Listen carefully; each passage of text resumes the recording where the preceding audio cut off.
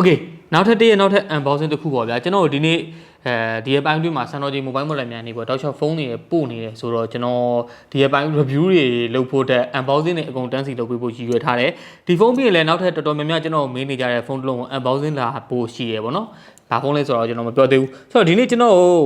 ဒီ unboxing လုပ်ပြီးမဲ့ဖုန်းကတော့ Redmi Note 11များပြားလာတဲ့ Redmi Note 11နေကြတဲ့မှာအခုနောက်ဆုံးကျွန်တော်တို့ဒီ global version နဲ့ဝင်လာတဲ့ကောင်ဒီကောင်ရဲ့ဈေးနှုန်းက6128ကို3,8900ဆိုတော့ဒီကောင်လေးကိုကျွန်တော် unboxing လုပ်ကြည့်မယ်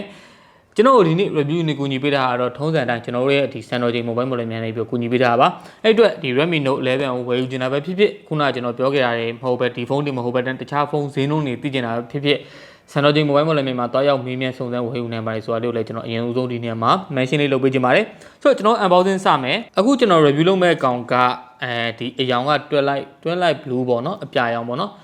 ဒီမှာထုံးစံတိုင်းရေးထားတယ်ရော6128ပါလာမယ်ဒီမှာဘူးထဲမှာဘာပါတယ်ဆိုတာလေးရောပါတယ်ပေါ့နော်နောက်ပြီးတော့ဒီမှာ Google global version ဖြစ်တဲ့အတွက်ဒီမှာ global version တွေဆိုရင်ဒီ with easy access တဲ့ Google app you use most ပေါ့နော်အဲ့လိုဟာလေးပါတယ်အဲ့လေး global version home mode ကြည့်ပြီးတော့ဝယ်ခြင်းနဲ့ဆိုရင်အဲ့လိုဟာလေးကြည့်ပြီးတော့ဝယ်လို့ရတယ်အဲ့တော့ကြာပါတယ်ကျွန်တော် unboxing လုပ်မယ်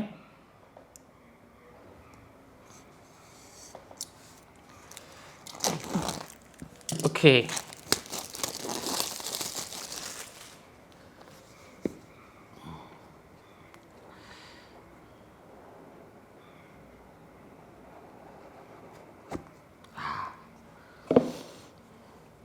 မှာမြင်မြင်ချင်းစရချင်းတွေ့ရတော့ power by Redmi ပေါ့နော် Xiaomi ဆိုရင်သူက Xiaomi Redmi ဆိုရင်တော့ power by Redmi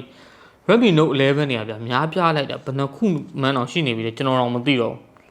Okay ကျွန်တော်ဒီမှာပထမဆုံးဒီဘူးထဲမှာဘာတွေပါလဲဆိုရင်တော့ထုံးစံတိုင်းပဲ menu စာတွေပါမယ်အများကြီးပဲဒီတစ်ခေါက် menu စာတွေကနည်းနည်းတော့မဟုတ်အပိုးစုပေါ့နော်ဒါ global version မလို့လားမသိဘူးနောက်ပြီးဒီ cover လေးပါလာမယ် Okay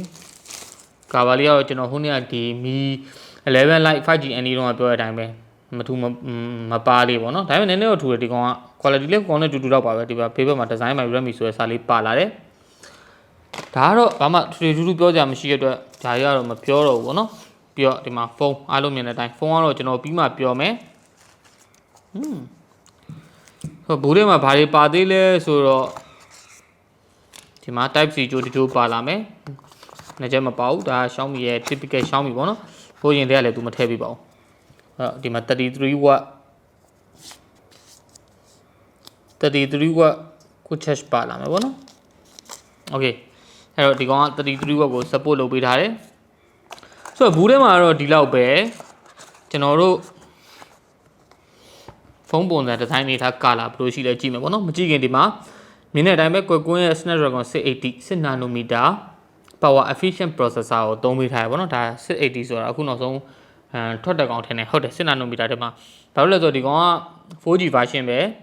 ပြီးတော့ဒီမှာသူ့ရဲ့ဒီအဓိက key selling point 90Hz Full HD AMOLED dot display ပေါ့နော် Xiaomi ကိုအဲ့အလေးသဘောကျပါပေါ့နော် AMOLED သုံးထားရဲဒါပေမဲ့သူ specification မှာဘယ်တော့မှဒီရိုးရိုး 6Hz မလွတ်လိုက်ဘူး 90Hz ကို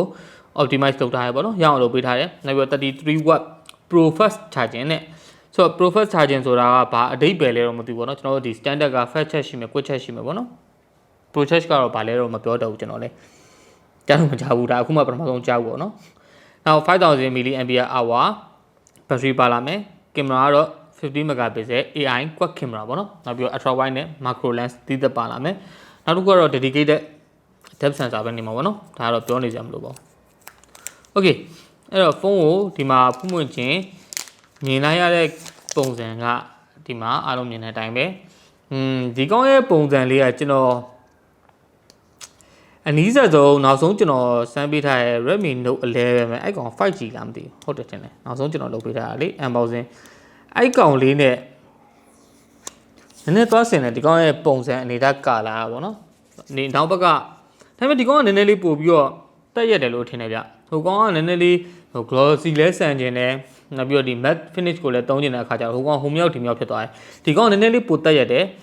နောက်တစ်ချက်ဒီကောင် 5000 mAh လို့ပြောထားရင်เนาะဒါပေမဲ့ပပလေးဆိုတာအရင်ကြီးတော့ပါတာမဟုတ်ပေမဲ့5000 mAh သုံးထားတဲ့ဖုန်းတော်တော်များများမှာဒီကောင်ပါတယ်လို့ထင်ရလောက်တဲ့အထီကိုပါတယ် နားရှုပ်သွားလားမသိဘူးကျွန်တော်လည်းရှုပ်သွားโอเคနောက်တဲ့ခလုတ်တွေဘတ်တန်တွေဘာတွေကတော့နှိပ်ရတာမစိုးဘူးပေါ့နော်ဒီ haptic လေးတွေကတော့သူ့အနေနဲ့သူရှိသိရှိတတ်တဲ့haptic လေးရှိရပေါ့နော်အဲ့တော့ကင်မရာလေးအောက်ကအရင်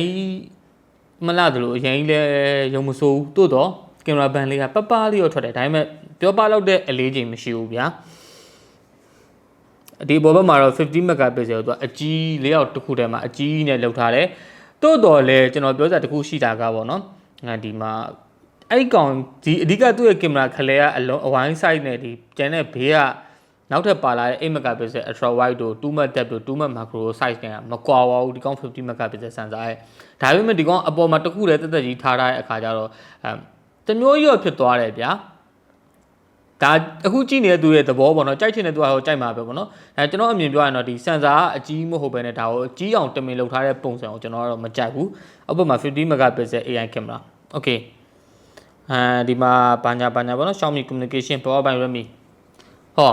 ဒီကောင်မှာထူးခြားချက်တစ်ခုရှိသေးတယ်အဲ့ဒါက MMUI 13နဲ့လာတာပေါ့နော် MMUI 13ကိုဒါအစောဆုံးရတဲ့ device တွေထဲမှာဒီကောင်ကတစ်ခုအပါဝင်ဖြစ်သွားပြီပေါ့နော် okay 90Hz က 90Hz ဖြစ်နေပြီလားမဖြစ်နေဘူးလားမသိဘူးဒါပေမဲ့ကျွန်တော်အခု scrolling ဆွဲကြည့်လိုက်တဲ့ဟာမှာတော့တော်ကြီးကိုပေါ့ပြီးတော့ smooth တော်ကြီးကိုဖြစ်တယ်လို့တော့မြင်တယ် okay အဲ့တော့ဒါ setup လုပ်နေတာပေါ့နော် setup လုပ်နေတဲ့အချိန်မှာပဲကျွန်တော်သတိထားမိတာဒီကောင် AMOLED panel ပင်မဲ့လေfingerprint ကို side mount သုံးပေးထားရပေါ့နော်ဒီဘေးဘက်မှာသုံးပေးထားတယ်ဆိုတော့ AMOLED panel သုံးထားပင်မဲ့လေ Ana display fingerprint မသုံးထားတဲ့တစ်ချက်တော့ရှိမယ်ဒါကတော့ဘာကြောင့်လဲဆိုတော့ကျွန်တော်ပြောဖို့လိုမှမထင်တော့အရင်တော့လည်းကျွန်တော်ပြောခဲ့ဘူးပေါ့နော် panel quality ကောင်းကောင်း high refresh rate တွေပါတယ်သုံးကျင်တယ်ဆိုရင်တော့သိချတယ် Ana display တို့သုံးမှာမဟုတ်ဘူးဒီလိုမျိုးမျိုးဖုန်းတွေမှာ3,7900ဆိုတာဗျ4,000အောင်ဆိုရယ်ဖုန်းဆိုရယ်ဈေးနှုန်းမှာသူ Ana display fingerprint မသုံးဘဲနဲ့သူဒီ high refresh rate နဲ့ AMOLED panel ကောင်းကောင်းသုံးလိုက်တယ်အဲ့ဒီ side mounted fingerprint ကိုထည့်လိုက်တယ်ပေါ့နော် okay side mounted fingerprint ကိုကျွန်တော်အခု setup ချကြည့်မယ် side mounted fingerprint များတော့အပြည့်မြန်တယ်ဒါပေမဲ့တခုသတိထားမိတာဒီ side mounted fingerprint ကိုနှိပ်နေတော့မှာပဲဒီခိုင်တဲ့ခန့်စားဒီကောင်ရဲ့ button ကနည်းနည်းလေးဒီဘောင်နဲ့ပေါ့နော်တသားတည်းဖြစ်နေဆိုတဲ့ခန်းစားချက်ကိုရတယ်အဲ့တစ်ချက်ကကျွန်တော်ဒီ power button ကိုနှိပ်တဲ့နေရာမှာနည်းနည်းတိုင်ပတ်မလားမသိဘူးဒါလည်းဟိုးနေကျွန်တော်Mi 11 sorry Mi 11 Lite SE 5G SE ကို 5G NE အမလီခေါ်Xiaomi ဖုန်းရဲ့ iPhone ကိုစမ်းလိုက်တဲ့အချိန်မှာလည်းအတူတူသတိထားမိရပေါ့နော်ဆိုတော့အဲ့ပုံစံအနေထားပဲအဲ့တော့အခုလောလောဆယ် setup ချတော့ဒီကောင်ကဟိုနေ့က Mi 11 Lite 5G NE တက်မြန်မလားမသိဘူးပေါ့နော်MMUI 13ကဘယ်လိုအနေထားရှိလဲဘာတွေရှိလဲဆိုတော့ကျွန်တော်သေပုံမလေးလုံးဝင်ခင်ရကျွန်တော်ကိုယ်တိုင်လည်းဒါမစမ်းကြည့်ရသေးဘူးတိုးတော့ဒီဖုန်းမှာကျွန်တော်ဒီ MMUI 13နဲ့ပတ်သက်ပြီးတော့စမ်းသုံးကြည့်မယ်ဒီကောင် review ကြရင်ဒီကောင် review လုပ်ဖြစ်ဖို့များတယ်ဘာလို့လဲဆိုတော့ကျွန်တော်အခုလောလောဆယ်ကိုင်းကြည့်ရတဲ့ hand feeling ရ review လုပ်လို့ကောင်းမဲ့ဖုန်းမှသိတာရဗျာဒီကောင် review ကြရင်အဲ့ MMUI 13နဲ့ပတ်သက်ပြီးတော့ကျွန်တော်လည်းပြောကြလေးနည်းနည်းထွက်လာမယ်လို့မြင်တယ်ဆိုတော့ဝိတ်ကတော့တိတ်အရင်ပေါ့ရတဲ့မှာမပါဘူးတိုးတော်လည်းဒီဖုန်းကခင်ဗျားအကြာကြီးကန်ထားလို့လေးမယ်လို့ခန်းစားရမယ်ဖုန်းလည်းမဟုတ်ဘူးဆိုတော့သိချတယ်โอเคပထမဆုံးကျွန်တော်ဒါပြီးွားပြီပေါ့နော်အားလုံး setup ချပြီးတဲ့အချိန်မှာကျွန်တော်ဒီကောင်ရဲ့ display ကိုသဘောကျတယ် color တွေကဟိုနေ့က Mi 11 Lite 5G NE နဲ့ရှင်းမယ်ဆိုတော့ဒီကောင် color တွေကပိုလှရတယ် Mi 11 Lite 5G NE ရှင်းမလားအဲ့လေတစ်ချက်လောက်အဲ့ပေါ်မှာလားဟိုဘက်မှာလား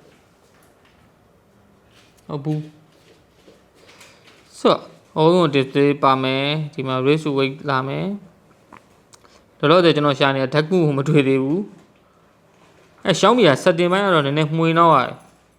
setting မပိုင်မီမကိုင်းနဲ့ဆိုတာပဲ okay ရပြီဒါတက်မှုဒီမှာ display refresh rate ကဒါခုနကကျွန်တော်တော်တော်လေး smooth ဖြစ်တယ်လို့ပြောလိုက်တယ်နော်ဒါပေမဲ့အဲ့ဒါဟိုမှာပဲ60Hz ကိုပဲထည့်ပေးတာအခု 90Hz ကိုပြောင်းလိုက်မယ်ဆိုဒီကောင်ပို့ပြီးတော့တိတိတသာ smooth ဖြစ်သွားလိမ့်မယ်လို့ထင်တယ် okay အဲ့တော့ကျွန်တော်တခါတည်းဒီကောင် display နှစ်ခုကိုရှင်းကြည့်အောင်ဖုန်းရပြီဆိုတော့ MMUI 13ကဒီ widget တွေဘာတွေဝင်နေပုံစံဒီဇိုင်းပါညာအနေထားတော့ပြောင်းသွားရပြကြည့်ရတဲ့ပုံစံအနေထားရတော့အရင်ကြီးกว่าတော့မကွာဘူးဒါပေမဲ့ Mi 11 Lite 5G NE ထက်ဒီကောင် display လေးက Redmi Note 11 4G ပေါ့နော် display လေးကနည်းနည်းလေးပိုကောင်းတယ်လို့ထင်ရတယ်ဒါပေမဲ့မသေးချာဘူးကျွန်တော်သေချာပြီးမှ review လုပ်ပေးမယ်ဗျာအဲ့တော့အခုလောလောဆယ်ကျွန်တော်ထပ်ပြီးတော့ဆမ်းမှုရှိတာက audio ဘိုင်းနဲ့ကင်မရာဘိုင်းကိုဆမ်းပေးမယ်ကင်မရာကဘာလို့လဲဆိုတော့ဒီကောင်မှာ50 megapixel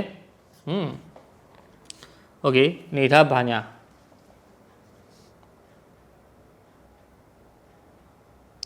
lighting ကောင်းလို့လားတော့မသိဘူးလောလောဆယ်ကင်မရာလေးကတော့မစိုးဘူးပေါ့နော်ဒီမှာမြင်တဲ့အတိုင်းပဲဒီမှာဒါ default ရိုက်လိုက်တာပေါ့နော်ကျွန်တော်အခုနောက်တစ်ချက်ကဒီကောင်မှာခုနကကျွန်တော်ပြောထားတဲ့ဒီ Snapdragon 680အပြင်ကိုတခြားပြောကြဆိုလို့ dual speaker ပါသေးတယ်ပေါ့နော် dual speaker quality ကဒါဒီကောင်ရဲ့ dual speaker ကdedicated speaker ဖြစ်သွားပြီဗျာဒီကျွန်တော်တို့ဒီ Mi 11 Lite မှာကြာ dual speaker ဒီ earpiece ကထွက်ပေးတာပေါ့နော်အဲ့တော့ကတော့ဒီဖုန်းမှာ balance မညီတာမျိုးလေးကြုံရတယ်ပေါ့နော်အတန်အပေါ်နဲ့အောက်ဒီကောင်ကကျတော့ဒီမှာအပေါ်မှာတက်အပေါက်တွေပါတယ်ဆိုတော့ဘယ်လိုအနေထားရှိမလဲစမ်းကြည့်မယ်လေဒီမှာ